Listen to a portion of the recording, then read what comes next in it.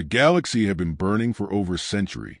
From the golden arches of the Varnari spires to the deep crystal caverns of Eltax, the Zarn dominion spread like a plague. Unrelenting, methodical, hive-minded. 11 sapient species, once fractured by politics and pride, had unified under the Coalition banner, pooling their fleets, technologies, and hopes into a single resistance. But hope had run dry. High Consul Relek of Erythri stood alone in the observation deck of the Coalition Citadel, watching the holographic display flicker. Red markers, each one a law system, blinked out in rhythmic succession. Oraxis, the last bulwark on the rim, had gone silent. The flagship Hope of the Stars was presumed destroyed. No survivors. No escape vectors. Just silence. The kind of silence that came after a scream. Behind Relek, the chamber doors whispered open. Admiral Trell, a lean insectoid from the Chitauri broods, stepped forward with precise movements. "It's over," he said, his mandibles twitching. "The Zarn will reach core space in 73 standard cycles." Relek didn't respond. His large, translucent eyes remained fixed on the map. The Erythri were long-lived, contemplative. He had watched centuries of conflict unfold, but none so absolute as this. "The overmind adapts too quickly," he murmured. "Our weapons, our tactics, obsolete before deployment. We don't fight a war. We survive one." Admiral Trell nodded grimly. "The Etherean singularity drives we deployed on Vissen Prime vaporized the planet, and the Zarn still advanced." Another voice cut through the tension, cool and measured. "Then perhaps it's time to stop surviving." Both turned to face Archwarden Kirill of the Trost Dominion, cloaked in the black ceremonial garb of her order. Her species, masters of logic and temporal physics, had been the first to predict the war, and the first to fail at stopping it. Relek arched a brow. "You propose surrender?" "I propose escalation," she replied. "A measure long buried. Protocol 77. Trell recoiled. "That file is sealed. Classified under Precursor Emergency Index. You suggest opening communication with them?" Relek's voice dropped to a whisper. "Earth." The word hung in the air like a dropped blade. Long ago, humanity had been discovered, contacted, and, after a brief period of cooperation, contained. Brilliant, but ungovernable. Their minds agile, their emotions volatile. They invented peace treaties and simultaneously plotted how to break them. They weaponized culture, thought, even memory.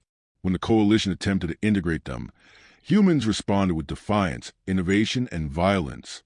The breaking point came with the Tarsus incident, when a human-led AI battle group erased an entire moon to prevent Zarn genetic material from being studied. It was effective. It was horrifying. Earth was exiled, hidden behind quarantine fields, sealed in silence. "I will not unleash monsters to slay other monsters," Trell hissed. Relek closed his eyes. "Then you will unleash extinction." The chamber fell still. Kirill stepped forward, producing an obsidian hex key and placing it on the console. "This will authorize the signal relay. No one else can reach them. Only us." Trell looked to Relek, waiting. The Erythri did not move, but his voice carried the weight of a dying civilization. "Transmit it." A pulse rippled outward from the Citadel's core.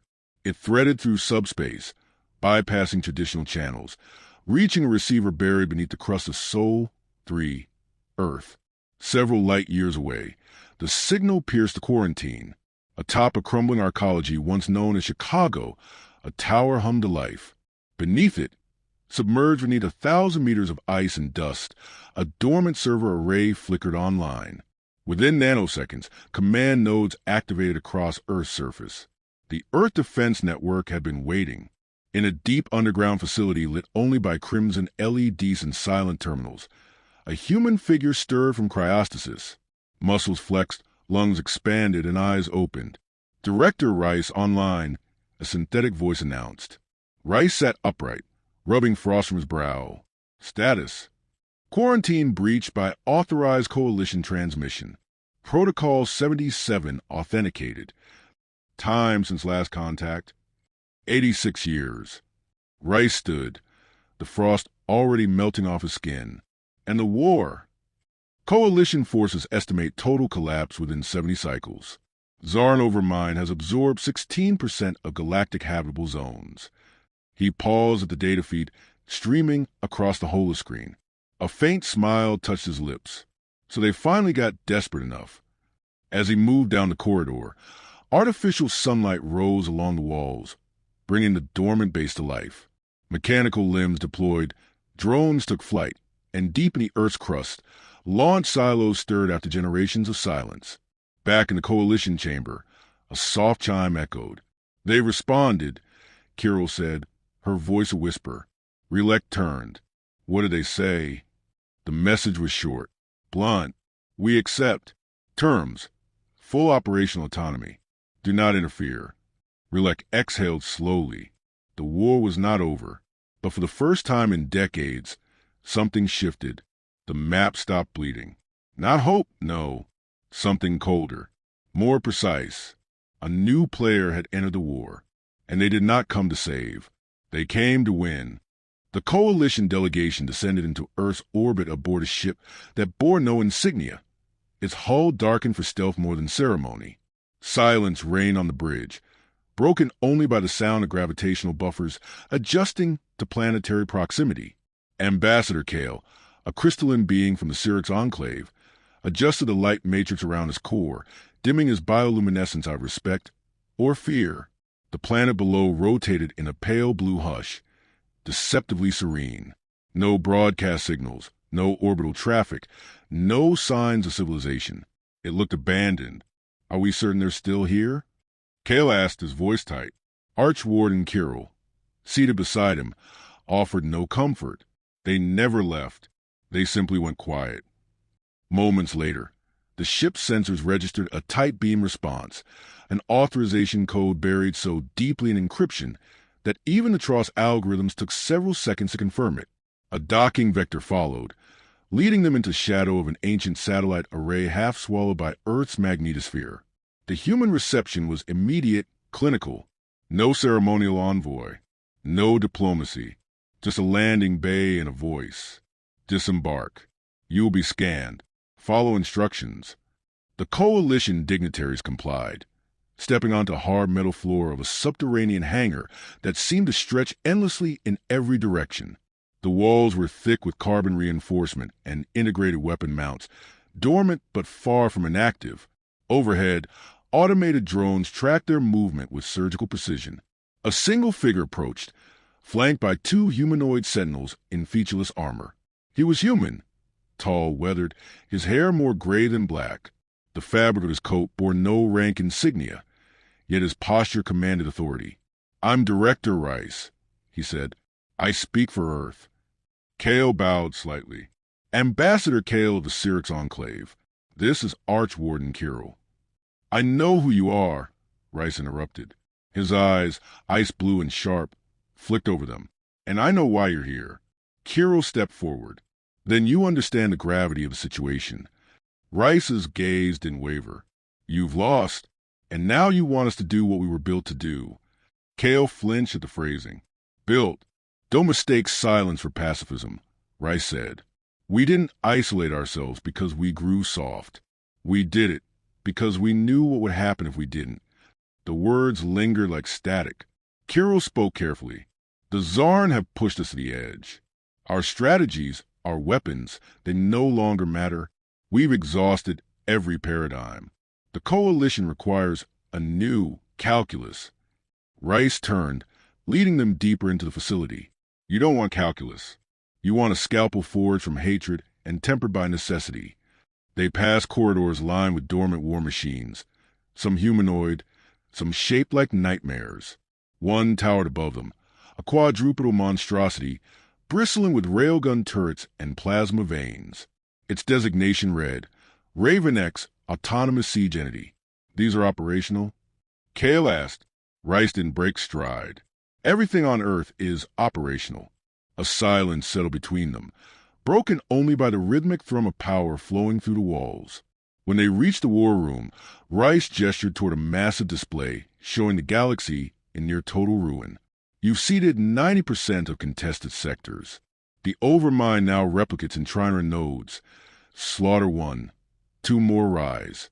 You lost this war the day you tried to negotiate with a species that doesn't understand language. Kale's voice was hushed. And what would you do? Rice turned slowly. We isolate its primary growth vector. Starve it. Seed its food worlds with cognitive disruption fields. Jam the thought hive with noise until it implodes. Then we erase its ability to adapt by rewriting its genome from the inside out. Kirill frowned. You speak as if this is already planned. It was years ago. Rice tapped the display. You think we've been dormant, but Earth has never stopped preparing. You locked us out because you feared what we become.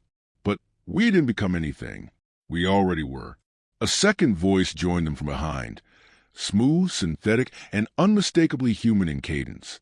Deployable fleets are at 70% readiness.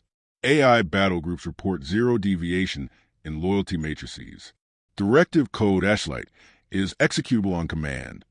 A woman stepped into view, clad in a long black coat, eyes glowing faintly with neural augmentation. Agent Vega, she said by way of introduction.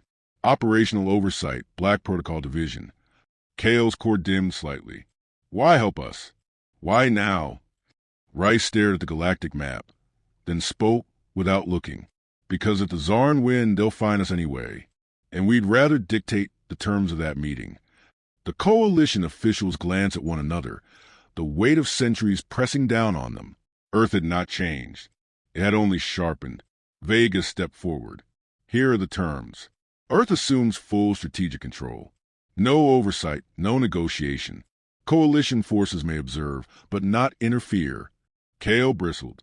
That's necessary, Rice said, cutting him off. You came to us in desperation. Now you must trust that desperation's consequence. He turned away, walking toward command console. We don't offer salvation. We offer victory. There's a cost, but it's the only currency war understands. Kirill watched him a moment longer, then inclined her head. Then we will pay it. Lights flickered across the war map as Rice issued a single command. Activate Final Dawn. In orbit above Earth, vast launch bays opened for the first time in generations. Ships emerged, sleek, black, engineered for annihilation. Drones deployed in swarms. AI cores synchronized. Earth's silence cracked open like a shell, revealing the war machine hidden within. The first human fleet jumped to coordinates in Sector 10, where Zarn seeding worlds still glowed with biomass and hive signals. They didn't announce their arrival. They just struck. The seeding world known as Zarnvi spiraled beneath a blue dwarf star, its surface a roiling mass of organic architecture. Spores erupting in towers, tendrils stretching skyward to drink in cosmic radiation. It was not a planet. It was a living womb, a factory for the Overmind's endless legions. They didn't see the fleet arrive. Earth ships didn't emerge from hyperspace in a standard jump pattern. Instead, they unraveled into existence. Spatial folds tearing open in silent precision, their hulls matte black and angular, swallowing light. No signatures, no radio signals, only movement.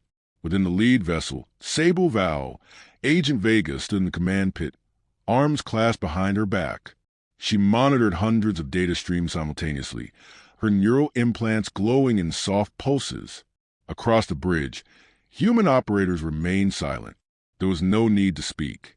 Coordination was handled by the collective link with Eden, Earth's distributed AI warfare protocol. The node clusters are replicating faster than projected. Vega noted aloud. Deploy weaponized logic bombs. Delay their hive link adaptation. Begin memory degradation protocols. The AI's voice echoed in her mind. Confirmed. Subversion agents deployed. Mental cohesion of local drone population expected to collapse within 3 minutes. Outside, clouds of microdrones, each no larger than a speck of dust, drifted through Zarnvi's upper atmosphere.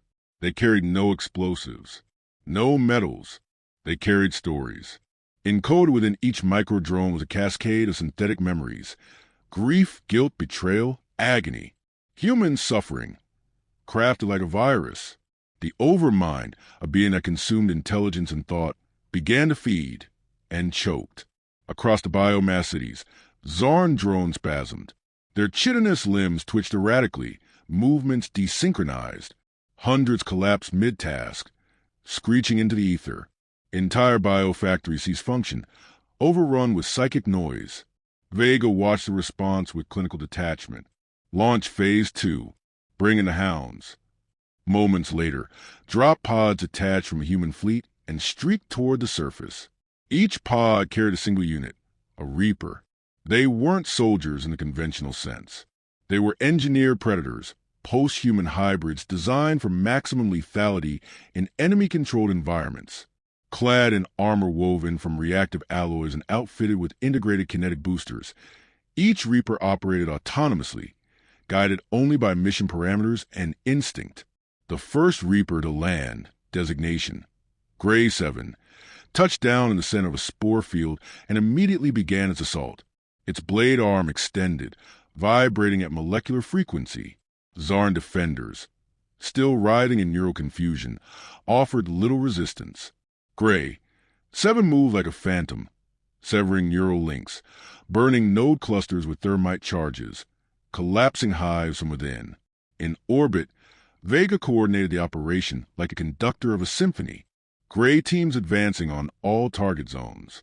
Resistance minimal. Deploy siphon beacons. Will extract viable genetic material for analysis. Her second-in-command, Colonel Nash, approached. If we can disrupt them this easily, why didn't the Coalition ever try something similar? Vega gave a small, humorless smile. Because they still believed in playing by the rules. But the Zarn don't understand rules. They only understand dominance. Nash studied the surface readouts. Reaper units are reporting synaptic convergence in Sector 9. Something big is coming. Vega didn't hesitate. Pull them out. Now! On the surface, Gray 7 turned its head just as the ground beneath it split open. Something vast and pulsating emerged. A Zarn behemoth, bristling with adaptive armor, its limbs reshaping in real time as it assessed its enemy. Gray 7 surged forward without pause. The ensuing battle was brutal and brief. The behemoth adapted too slowly. Its limbs adjusted for strength while Gray 7 aimed for speed. Then its carapace hardened, but the Reaper had already pierced its exposed sensory node. The Reaper stood over the collapsed monstrosity, its armor coated in acidic fluids, breathing in shallow bursts. Its internal systems flagged injury. It didn't matter. Completion rate, 100%. All across Zarnvi, hives collapsed. The overmind signal stuttered, confused by the emotional malware seated in its consciousness. For the first time in the war, it was not expanding. It was retracting. In the Coalition Citadel, Rilek stared at the live feed, his expression unreadable. They did it, Admiral Trell whispered. They stopped the growth. Kirill nodded slowly. No, they reversed it. Across a dozen fronts, the Zarn began pulling back. Not tactically, instinctively. A predator, sensing a greater one, had entered the field. And yet, in the silence that followed, there was unease. Back aboard Sable Val, Vega received a private data thread from Earth Command, a simple directive. Her augmented eyes flicked once, twice. She turned to Nash. Begin Phase 3. He blinked. We haven't even finished harvesting the data from Phase 2. It doesn't matter. The Overmind will adapt. This war won't be won by clever strikes alone. We finish it before it learns. On the planet below, dozens of containment towers deployed. Structures of alien origin, reverse-engineered and repurposed by human minds. They began extracting the very essence of Zarn world. Its biofield, its intelligence, its life force, compressing it into data. Knowledge as weaponry. Vega watched it unfold, silent. They had come to win. But the longer she stared at the unraveling world, the more she wondered what kind of victory this truly was.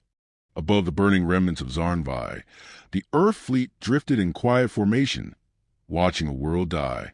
There was no celebration, no declaration of victory, only the slow collapse of living intelligence, and the lingering realization that nothing about this war would end cleanly.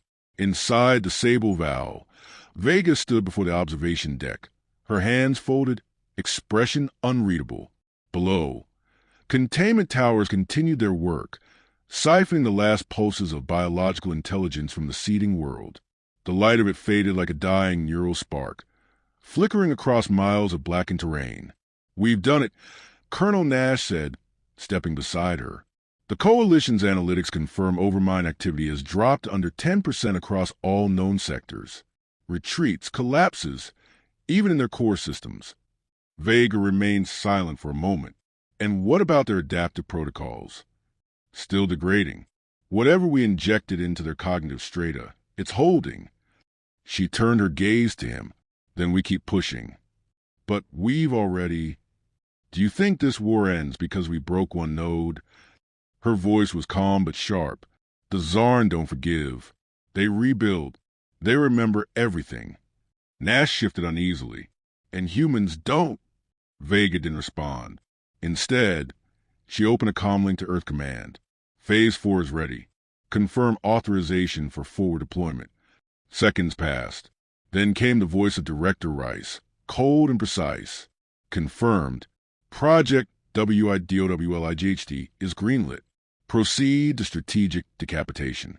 The channel went dead. Nash blinked. We're going after the central mind? Not just a mind, Vega said. All of it.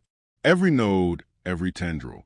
We're cutting the overmind out of the universe like a tumor. Nash looked at the data feeds, satellite arcs, fleet trajectories, Reaper unit redeployments. It wasn't a war anymore. It was an eradication. At the edge of Coalition space, in a forgotten sector where stars no longer shone naturally, the final bastion of the overmind pulsed in silence. No eyes had seen it.